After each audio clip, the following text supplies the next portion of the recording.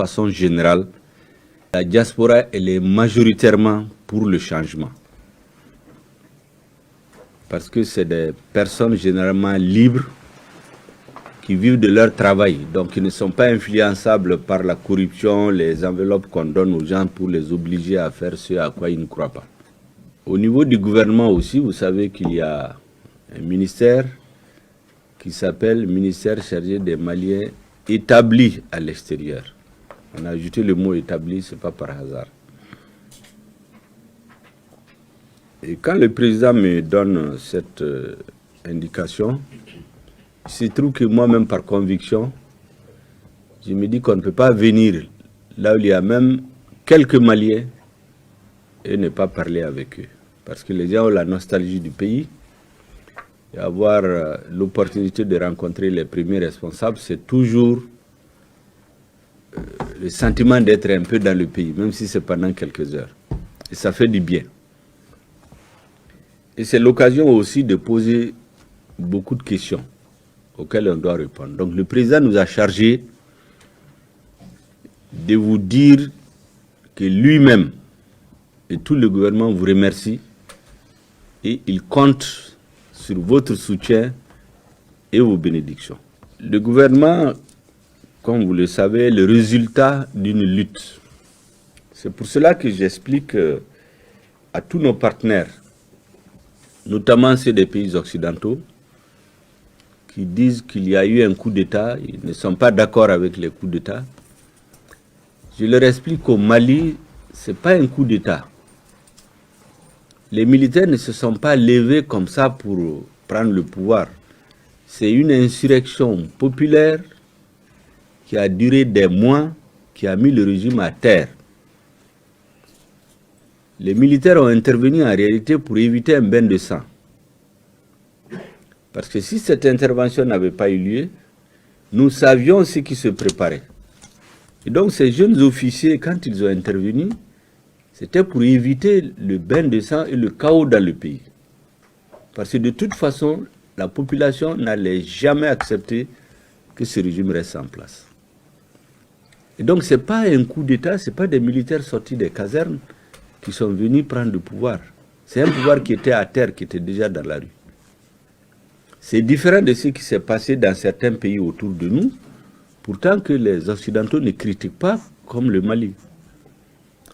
J'ai expliqué aux ambassadeurs de ces pays que j'ai rencontrés, j'ai dit ce qui s'est passé ici, c'est un soulèvement populaire. Vous avez soutenu en Europe de l'Est des mouvements populaires qui ont chassé des pouvoirs, qui étaient élus. Pourquoi il y a 2 poids 2 mesures? Mais le peuple malien a décidé de prendre son destin en main. Cette rencontre traditionnelle de nos autorités avec notre diaspora est un moment d'échange et de partage. Elle permet d'une part à nos compatriotes de parler sans phare de leurs attentes et d'autre part aux autorités de mettre en relief les ambitions qu'elles nourrissent pour le devenir du pays. Ce jour à Genève, le discours tenu à la tribune de l'Assemblée générale des Nations unies à New York expliquait. J'ai dit exactement ce que l'écrasante majorité des Maliens voulaient entendre.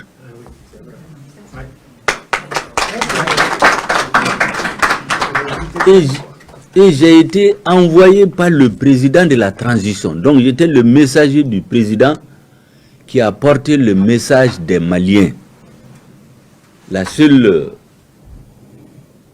différence, mon seul mérite, c'est peut-être la façon de l'écrire et la façon de le dire.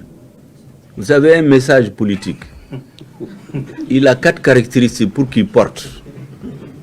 Il y a le message, il y a le messager, il y a le lieu où le messager parle et les circonstances dans lesquelles il parle. Le message, c'est le message des Maliens et du président de la transition. Le messager, c'est l'institution qui vient après le président. Le président et le premier ministre. Le président a envoyé le premier ministre, le messager, pour porter son message et le message du peuple malien. Il a été dit où? À la tribune des Nations Unies, où tout le monde regarde. Si on l'avait dit au Mali, on ne l'aurait pas vu à Genève. Mais là, toute la planète l'a vu. Les circonstances, c'est à l'Assemblée générale de l'ONU. Donc les 4 caractéristiques se sont trouvées en même temps. C'est pourquoi ce message est allé partout. Et les Maliens ont senti que leur messager a dit exactement ce qu'eux ils voulaient qu'ils disent, au lieu où il fallait, dans les circonstances qu'il fallait. C'est tout. Maintenant, le reste, là, il y a eu un tollé, il y a quelques Maliens, qu'on peut compter au bout des doigts, qui se sont levés, quelques hommes politiques, quelques chroniqueurs et quelques plaisantins, qui sont allés dire que ce que le Premier ministre a dit n'engage que lui, parce qu'on leur a dit de le dire. Et puis, certains pays où on est allé crescendo des ministres, deuxième ministre, jusqu'au niveau le plus élevé, nous avons dit, personne ne va nous perturber. Le gouvernement actuel est une force tranquille. Personne ne va nous dévier de notre voie, parce que c'est la voie que le peuple malien a choisie. Nous sommes que des maîtres d'œuvre de ce que le peuple malien veut. C'est pourquoi les menaces, les injures, les intimidations ne nous ébranlent pas. Et nous allons continuer à servir notre peuple. Nous avons dit ceci. En 2013, les forces internationales ont intervenu au Mali à la demande du Mali. Ce qui s'est passé, c'est que l'opération Serval s'est transformée en opération Barkhane. Après, on nous dit Takuba. Personne ne sait comment Takuba a été constitué. On l'a annoncé. C'est après l'avoir annoncé qu'on a convoqué les chefs d'État à Paris pour aller dire qu'ils sont d'accord. On ne sait pas à la date d'aujourd'hui qu'est-ce que ça contient. C'est pourquoi j'ai dit à l'ONU, on ne connaît pas tous ses contours, ni notre peuple, ni son gouvernement. Mais dans notre propre pays, vous changez tout le temps, alors qu'on a un accord bilatéral. Vous décidez unilatéralement de partir. Quelqu'un a dit que depuis du temps de Ibeka, on annonçait qu'ils allaient partir. De toutes les façons, on sait bien que ça va finir un jour. Mais quand vous avez un accord bilatéral, vous travaillez ensemble, vous luttez contre un ennemi qui continue de faire de plus en plus de mal. Quand vous décidez de partir, vous dites aux partenaires, je vais quitter tel lieu, prépare-toi pour l'occuper. Vous vous retrouvez, dans un mois je vais quitter, en une semaine prenez telle position, troisième semaine telle position, quatrième position, on part. Mais vous ne venez pas annoncer sur les antennes que vous partez. Vous venez dans une conférence des chefs d'État, vous annoncez, alors qu'on a un accord bilatéral. Quand ça a été signé, ces chefs d'État n'étaient pas là. Mais c'est une façon de nous prendre pour des gens qui ne comprennent pas ce qu'ils veulent. Moi, j'ai un accord bilatéral avec vous. Ensuite, j'ai créé un autre cadre avec 4 autres pays. Pendant cette réunion, vous annoncez que vous partez. Le président de la transition a dit au président français, à leur sommet du G5 Sahel en juin, que ce n'est pas comme ça. Il a dit que c'était un abandon. Ce que vous voulez faire. Nous avons des accords bilatéraux. On doit d'abord nous préparer pour prendre les positions. Si vous partez comme ça, c'est un abandon. Qu'est-ce qu'ils ont fait? Dès que le nouveau gouvernement a été installé, comme par hasard, le lendemain, ils déclarent qu'ils arrêtent les opérations militaires avec le Mali, sans concertation avec personne. Les opérations conjointes militaires de lutte contre le terrorisme, ils annoncent sur les antennes qu'ils ont arrêté. Ça, c'est pas de l'abandon. On ne nous a pas consultés, on ne nous a pas informés, sans raison. Et la raison qu'il avance, parce que ce gouvernement serait en train ou envisage de négocier avec ce qu'ils appellent les terroristes. Mais nous avons dit, et on ne l'a pas caché, ce qu'on appelle les terroristes là, il y a du tout là-dedans. Il y a des jeunes qui sont allés là-bas par désespoir, exactement comme ceux qui vont se jeter à l'océan, à la mer Méditerranée. Il y a des jeunes qui vont là-bas comme ceux qui vont se donner un esclavage en Libye, à cause du désespoir, à cause du manque de perspective. Il y en a, c'est des déceptions, des frustrations. Peut-être il y en a, on a tué leur famille dans la guerre. Il n'y a pas de guerre propre souvent. Il y en a qu'on a pris de force pour les endoctriner. Il y en a qu'on a acheté. Nous avons dit qu'en négociant, peut-être tout ce monde-là, on peut les récupérer. Maintenant, les irréductibles, nous allons leur faire la guerre. On n'a jamais dit qu'on arrête les opérations militaires. Et puis, c'est une demande de notre peuple. Depuis plus de 5 ans, quand votre peuple demande quelque chose, mais il faut l'essayer. Nous n'avons jamais dit que négocier avec les terroristes veut dire qu'on arrête les opérations militaires. Mais les grandes puissances, quand ils se faisaient la guerre, est-ce qu'ils ont arrêté de se parler? Pendant la guerre, les négociations continuaient. Pendant que les bombes tombaient sur le Vietnam, les Français négociaient avec les Vietnamiens. Donc, c'est un abandon en plein vol. Ça fait mal parce que c'est la vérité. Ça fait mal parce que c'est la vérité. On a bien choisi les mots. C'est pourquoi j'ai dit, il y a le message, il y a le messager. C'est pourquoi on a ciblé le messager pour l'isoler et l'abattre. Une campagne de dénigrement, une campagne de diabolisation, mais ça ne prend pas au Mali. Les Maliens ne sont pas dupes, ils savent là où il y a leurs intérêts. Et le président l'a dit à tous les ministres. Il a dit la campagne de diabolisation contre le Premier ministre, il faut vous souder autour de lui. On doit parler comme une seule personne, parce qu'on veut le diaboliser et nous savons pourquoi. Le président l'a dit à tous les ministres. Et donc, nous ne sommes contre personne. Nous sommes pour le Mali.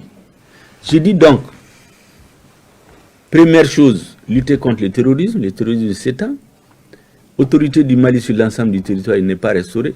Les résolutions des Nations Unies changent tous les ans. Donc, ça veut dire que ce qui a été dit aux Maliens en 2013, ce n'est pas ce qui est en train de se passer. On a exercé contre nous, les dernières semaines, un véritable terrorisme diplomatique, un terrorisme médiatique, un terrorisme politique. Mais on est resté droit dans nos bottes. Nous ne sommes contre personne. Nous sommes reconnaissants au peuple français, des Français qui sont morts sur notre terre. Mais il ne faut pas instrumentaliser la mort des Français pour essayer de diaboliser un gouvernement d'un État souverain. Ils sont allés jusqu'à dire que nous essayons nos pieds sur le sang des Français. Mais le jour où ce discours était préparé, on n'avait pas prévu qu'un soldat allait mourir. Venir lier les deux, c'est manifestement faire preuve de mauvaise foi. C'est tout le moins ce qu'on puisse dire. Parce que nous avons décidé de n'injurier personne, de n'insulter personne, parce que nous sommes un peuple qui n'est pas un peuple d'ingrat. Nous avons de la mémoire. Nous savons aussi que des Maliens ont donné leur vie pour la liberté de la France. Pourtant, je ne suis pas sûr qu'il y a un des dirigeants politiques qui connaisse le nom d'un seul Malien mort pour la France. Je ne suis pas sûr. Donc, il ne faut pas qu'on insulte la mémoire des uns et des autres. Il ne faut pas que les contingences politiques, les énervements, les calculs politiques nous amènent à insulter l'avenir. Nous avons décidé, au niveau du gouvernement de transition, avec le président de la transition en tête, de n'insulter ni le passé, ni le présent, ni l'avenir. Nous cherchons à sécuriser notre peuple. Trop de choses lient le Mali à la France pour qu'on se lève du jour au lendemain pour dire qu'on coupe tout. Les communautés étrangères qu'il y a en France, après les Algériens, c'est le Mali qui vient en deuxième position. Le poids des Maliens de France dans l'économie, dans la société malienne, qui peut le négliger? C'est avec la langue française que nous communiquons, avec le reste du monde. Donc un homme politique qui a un minimum de bon sens ne peut pas se fixer comme objectif d'aller en conflit avec un tel pays, mais on ne peut pas nous intimider et nous empêcher de chercher à sécuriser notre population. Je le dis souvent, je le répète, je termine par ça, nous faisons de la politique au sens noble du terme.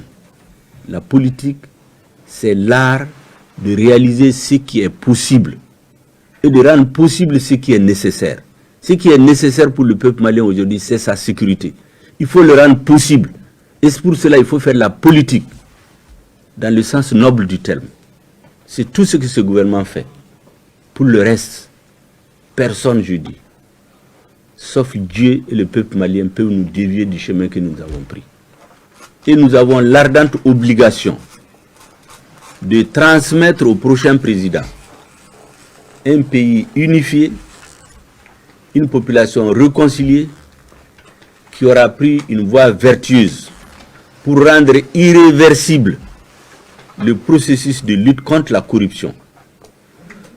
Pour que une voie vertueuse, que les Maliens finalement retrouvent leur dignité, leur confiance en eux-mêmes. Un peuple qui n'a pas confiance en lui-même ne peut pas lever les défis. La confiance en soi, la dignité des Maliens, Kamali Dambé Ségué Ama, pour parler en Bambara. C'est à ça que ce gouvernement est dédié. On n'a pas un autre agenda.